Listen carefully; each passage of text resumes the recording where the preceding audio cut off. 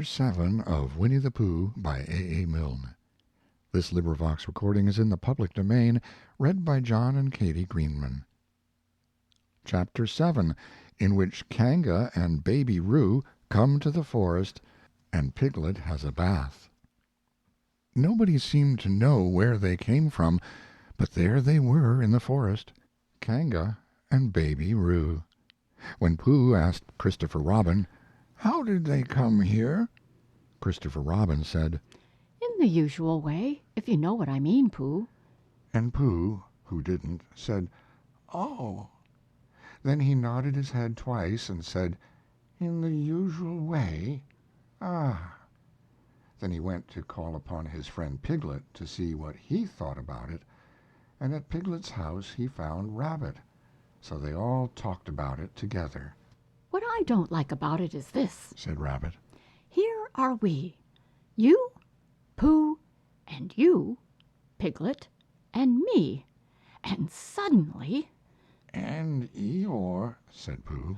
"And Eeyore, and then suddenly—" "And Owl," said Pooh. "And Owl, and then all of a sudden—" "Oh, and Eeyore," said Pooh. "I was forgetting him." "Here we are," said Rabbit very slowly and carefully, "all of us, and then suddenly we wake up one morning, and what do we find? We find a strange animal among us, an animal of whom we have never even heard before, an animal who carries her family about with her in her pocket. Suppose I carried my family about with me in my pocket, how many pockets should I want?" "16," said Piglet. "17, isn't it?" said Rabbit. "And one more for a handkerchief. That's 18. 18 pockets in one suit. I haven't time." There was a long and thoughtful silence, and then Pooh, who had been frowning very hard for some minutes, said, "I make it 15. "What?" said Rabbit. 15. 15 what? Your family." "What about them?" Pooh rubbed his nose and said that he thought Rabbit had been talking about his family. "Did I?" said Rabbit carelessly. "Yes, you said—" "Never mind, Pooh. said Piglet impatiently. The question is, what are we to do about Kanga?" "Oh, I see," said Pooh. "The best way," said Rabbit. "would be this. The best way would be to steal Baby Roo and hide him, and then when Kanga says, 'Where's Baby Roo?' we say, 'Aha!'" "Aha," said Pooh, practicing. "Aha, aha. Of course," he went on, "we could say 'aha' even if we hadn't stolen Baby Roo." "Pooh," said Rabbit kindly. "you haven't any brain." "I know," said Pooh humbly. We say, 'Aha!' so that Kanga knows that we know where Baby Roo is. 'Aha!' means we'll tell you where Baby Roo is if you promise to go away from the forest and never come back. Now don't talk while I think." Pooh went into a corner and tried saying "aha" in that sort of voice. Sometimes it seemed to him that it did mean what Rabbit said, and sometimes it seemed to him that it didn't. "I suppose it's just practice," he thought. "I wonder if Kanga will have to practice, too, so as to understand it." "There's just one thing," said Piglet, fidgeting a bit. "I was talking to Christopher Robin, and he said that a Kanga was generally regarded as one of the fiercer animals. I am not frightened of fierce animals in the ordinary way, but it is well known that if one of the fiercer animals is deprived of its young, it becomes as fierce as two of the fiercer animals, in which case, 'aha' is perhaps a foolish thing to say." "Piglet," said Rabbit, taking out a pencil and licking the end of it. "you haven't any pluck." "It is hard to be brave," said Piglet, sniffing slightly. "when you're only a very small animal." Rabbit, who had begun to write very busily, looked up and said, It is because you are a very small animal that you will be useful in the adventure before us." Piglet was so excited at the idea of being useful that he forgot to be frightened any more, and when Rabbit went on to say that Kangas were only fierce during the winter months, being at other times of an affectionate disposition, he could hardly sit still, he was so eager to begin being useful at once. "What about me?" said Pooh sadly. "I suppose I shan't be useful." "Never mind, Pooh. said Piglet comfortingly. Another time, perhaps. Without Pooh, said Rabbit solemnly as he sharpened his pencil. the adventure would be impossible." "Oh!" said Piglet, and tried not to look disappointed, but Pooh went into a corner of the room and said proudly to himself, "Impossible without me, that sort of bear." "Now listen, all of you," said Rabbit when he had finished writing, and Pooh and Piglet sat listening very eagerly with their mouths open. This was what Rabbit read out. "Plan to capture Baby Roo. 1. General remarks. Kanga runs faster than any of us, even me. 2. More general remarks. Kanga never takes her eye off Baby Roo except when he's safely buttoned up in her pocket. 3. Therefore, if we are to capture Baby Roo, we must get a long start because Kanga runs faster than any of us, even me. C1. 4. A thought. If Roo had jumped out of Kanga's pocket and Piglet had jumped in, Kanga wouldn't know the difference because Piglet is a very small animal. 5. Like Roo. 6. But Kanga would have to be looking the other way first so as not to see Piglet jumping in. 7. C2. 8. Another thought. But if Pooh was talking to her very excitedly, she might look the other way for a moment. 9. And then I could run away with Roo. 10. Quickly. 11. And Kanga wouldn't discover the difference until afterwards. Well, Rabbit read this out proudly, and for a little while, after he had read it, nobody said anything, and then Piglet, who had been opening and shutting his mouth without making any noise, managed to say very huskily, "And afterwards?" "How do you mean?" "When Kanga does discover the difference. Then we all say, 'Aha!'" "All 3 of us?" "Yes." "Oh!" "Why, what's the trouble, Piglet?" "Nothing," said Piglet. "as long as we all 3 say it. As long as we all 3 say it." said Piglet. "I don't mind," he said. "but I shouldn't care to say 'aha' by myself. It wouldn't sound nearly so well. By the way," he said, "you are quite sure about what you said about the winter months?" "The winter months?" "Yes, only being fierce in the winter months." "Oh, yes, that's all right. Well, Pooh, you see what you have to do?" "No," said Pooh Bear. "Not yet," he said. "What do I do?" "Well, you just have to talk very hard to Kanga so as she doesn't notice anything." "Oh, what about?" "Anything you like." "You mean like telling her a little bit of poetry or something?" "That's it." said Rabbit. "Splendid. Now, come along." So they all went out to look for Kanga. Kanga and Roo were spending a quiet afternoon in a sandy part of the forest. Baby Roo was practicing very small jumps in the sand and falling down mouse holes and climbing out of them, and Kanga was fidgeting about and saying, "Just one more jump, dear, and then we must go home." And at that moment who should come stumping up the hill but Pooh. "Good afternoon, Kanga." "Good afternoon, Pooh." "Look at me jumping!" squeaked Roo, and fell into another mouse hole. "Hello, Roo, my little fellow," "We were just going home." said Kanga. "Good afternoon, Rabbit. Good afternoon, Piglet." Rabbit and Piglet, who had now come up from the other side of the hill, said, "Good afternoon." and "Hello, Roo." Roo asked them to look at him jumping, So they stayed and looked. And Kanga looked too. "Oh, Kanga," said Pooh, after Rabbit had winked at him twice, "I don't know if you are interested in poetry at all." Hardly at all, said Kanga. "Oh," said Pooh. Roo dear, just one more jump, and then we must go home."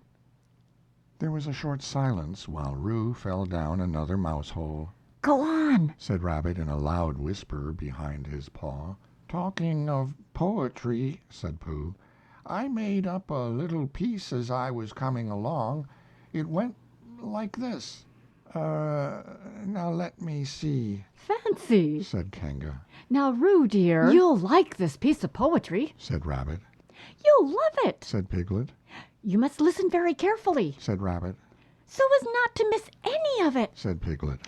"Oh, yes." said Kanga, but she still looked at Baby Roo. "How did it go, Pooh?" said Rabbit. Pooh gave a little cough and began.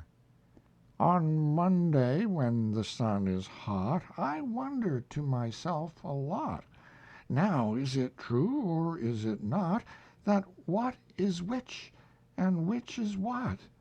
On Tuesday, when it hails and snows, the feeling on me grows and grows that hardly anybody knows if those are these or these are those. On Wednesday, when the sky is blue and I have nothing else to do, I sometimes wonder if it's true that who is what and what is who. On Thursday, when it starts to freeze and hoarfrost twinkles on the trees, how very readily one sees that these are whose, but whose are these? On Friday," "Yes, it is, isn't it?" said Kanga, not waiting to hear what happened on Friday. "Just one more jump, Roo dear, and then we really must be going." Rabbit gave Pooh a hurrying up sort of nudge.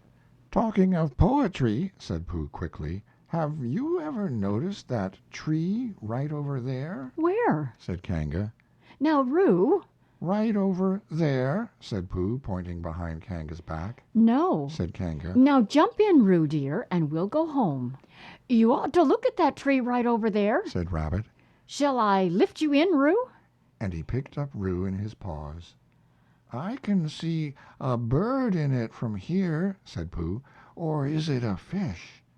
"You ought to see that bird from here, said Rabbit. unless it's a fish."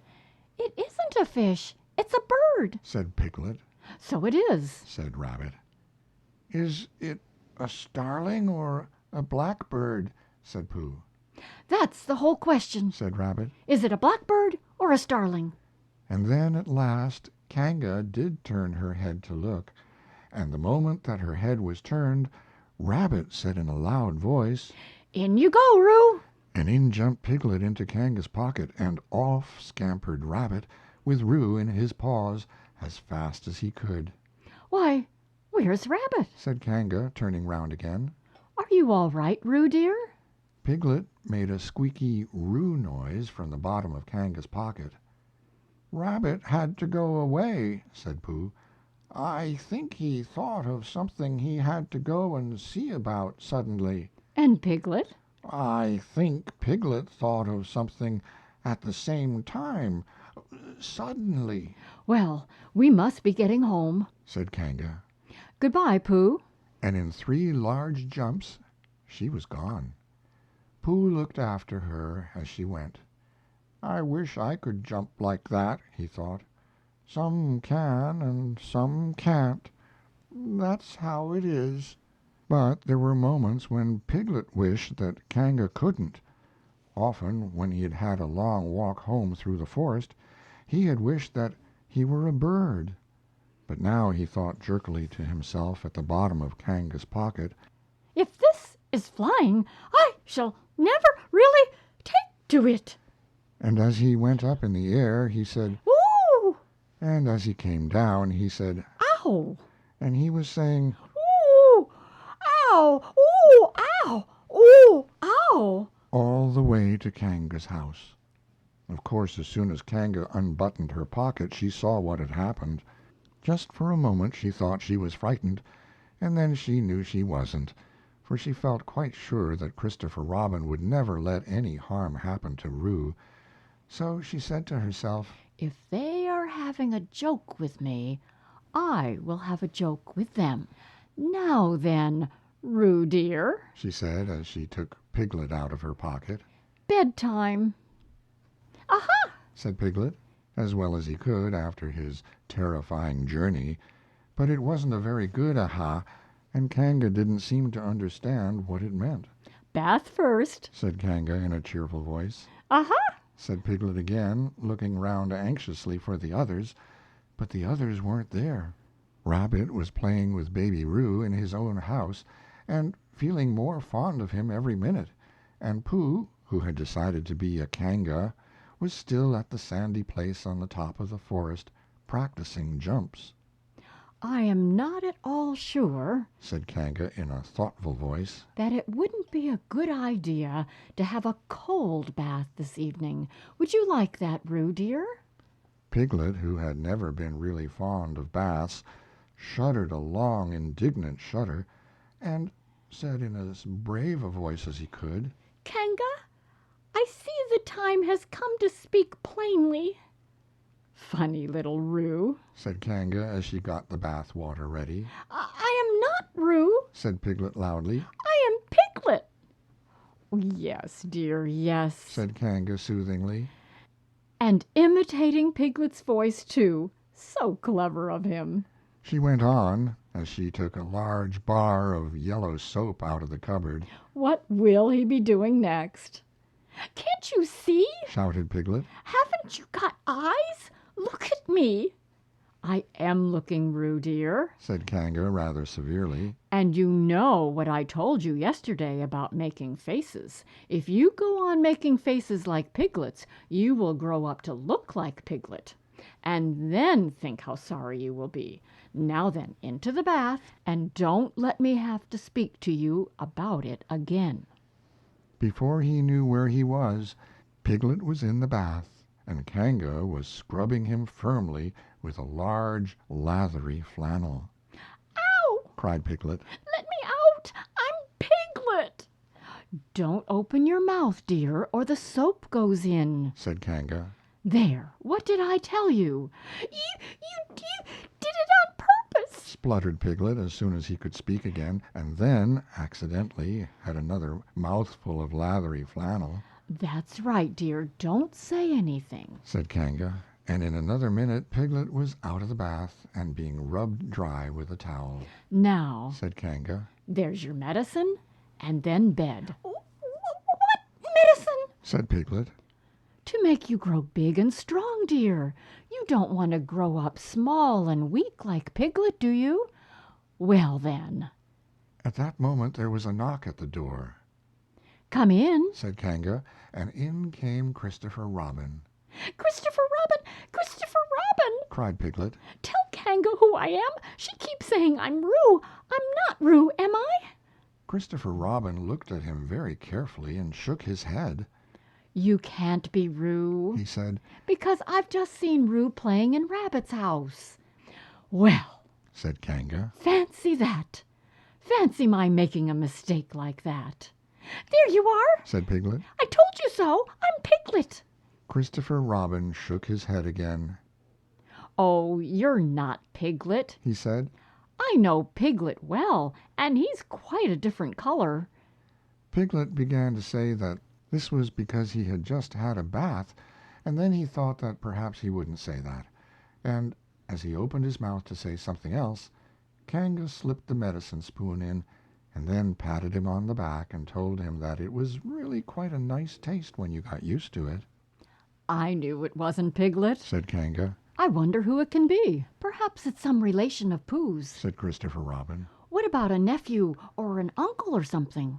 Kanga agreed that this was probably what it was, and said that they would have to call it by some name. I shall call it Pootle, said Christopher Robin. Henry Pootle for short. And just when it was decided, Henry Pootle wriggled out of Kanga's arms and jumped to the ground. To his great joy, Christopher Robin had left the door open. Never had Henry Poodle Piglet run so fast as he ran then, and he didn't stop running until he had got quite close to his house. But when he was 100 yards away he stopped running and rolled the rest of the way home, so as to get his own nice, comfortable color again. So Kanga and Roo stayed in the forest, and every Tuesday Roo spent the day with his great friend Rabbit, and every Tuesday Kanga spent the day with her great friend Pooh, teaching him to jump, and every Tuesday Piglet spent the day with his great friend Christopher Robin. So they were all happy again. End of chapter 7.